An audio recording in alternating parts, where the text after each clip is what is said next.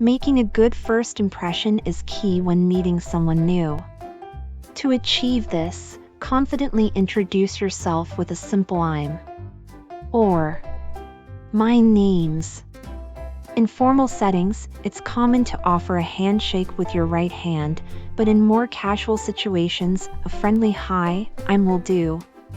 The important thing is to introduce yourself in a warm and straightforward manner and pay attention to how the other person reacts. It's essential to wrap up a conversation with a positive note. A simple "I'm glad to meet you" or "It's nice to meet you" can go a long way in creating a favorable impression. So, don't forget to use these phrases or any other ones you prefer to make the other person feel good about the interaction.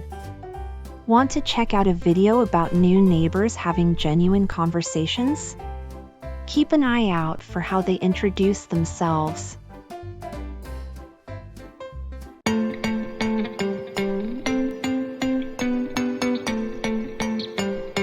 Need any help?